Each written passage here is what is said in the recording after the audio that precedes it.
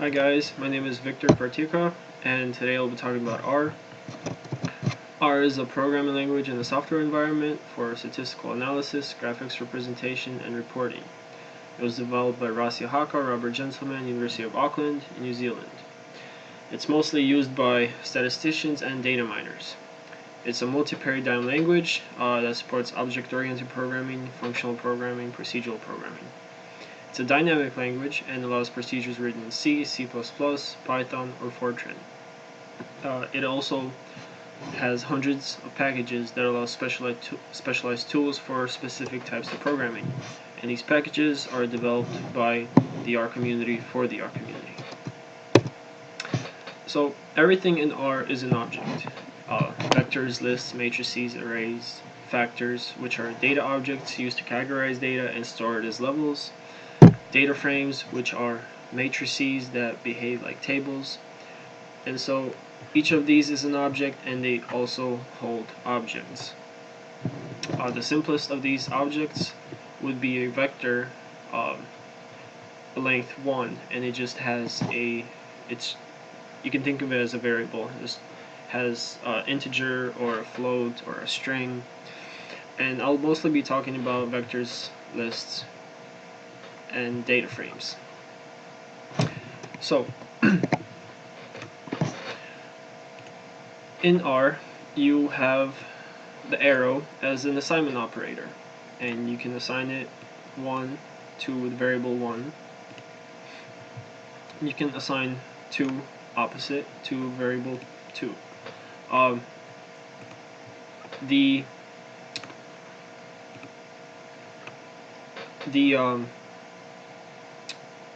equal sign is mostly reserved for function arguments and conditionals.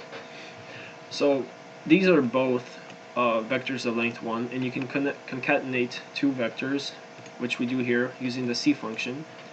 And when you run that, you can see to the top right that all 3 variables have been created, and they are vectors. You can do similar things with list. You just have to specify that it's a list of these things.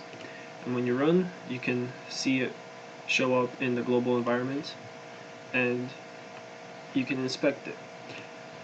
One of the things is that when a variable is created, it is stored in the global environment, and so it can then be accessed from the global environment in any other script. So for example, I just started a new script. I can print list 1. We run it. It prints the elements of that list. So because this is a data manipulation language and analysis, I was wondering how easy it might be to do something like Project 1, and turns out it seems to be pretty straightforward. First, you would want to download the XML package and install it, which is really easy, and since I did that, I just did it. You just have to write library quotes XML. To go through the file, you use the function XML parse with the file URL, and that gets stored in the variable file1, and when you print file1, you get the initial file.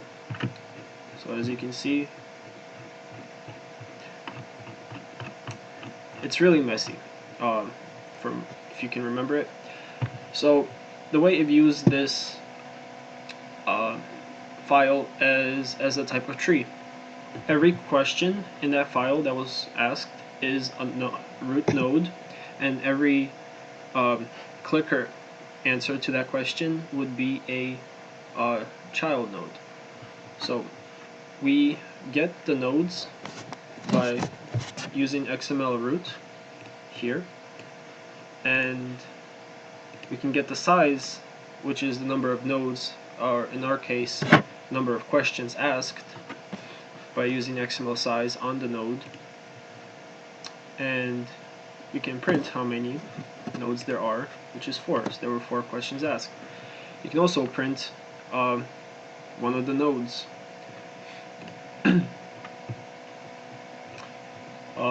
And as you can see, it prints the first question. notice that indexes in R start at 1, not 0. So this is still pretty messy, and we want to do better, so we can convert it to a list by doing XML to list L, and the header, and store the last element of that list as the header, which contains information about the question. So we run this, and as you can see here, the list L is created here, and we can inspect it. In the header, the correct answer is at index 13, so I just stored that in this variable. And lastly, before I turn that list into a data frame, I want to remove the header. Otherwise, it will mess with the rows and columns of that data frame. So as you can see, it changed from 100 to 99. And then you want to initialize the data frame and store it in the variable data_f. And as you can see now, we have the variable data_f. And now this is much easier and cleaner to read. And now you can extract rows or columns and use loops or built-in functions to get the data that you need. For example, I want to print row 6, which is the IDs of the clickers, and here you have a list of all the IDs. So we can go one step further and transpose the data first. So we have the transpose data frame, and it's just row and columns reversed, switched, and you can then use an SQL query to extract data. But first, notice that the answer B, the correct one, is in quotes, and you first want to remove the quotes, so we just run this command as name, and that prints just regular B. So to use the SQL query, we first have the SQL package and run it as SQL df and then sprintf. This helps with changing variables, and SQL df is just running the query. So after it's been run, it stores in variable x, and as you can see, you can inspect the variable, which is 66. So how many people got that question right? And then the last thing you might want to do is remove the environment variables. And you do that by using the remove command is list. The reason you might want to do that is because all these environment variables, they are stored and used and take up memory, and they can be overwritten by other scripts. So when you run that last command, it removes it, and you're all set. Thank you.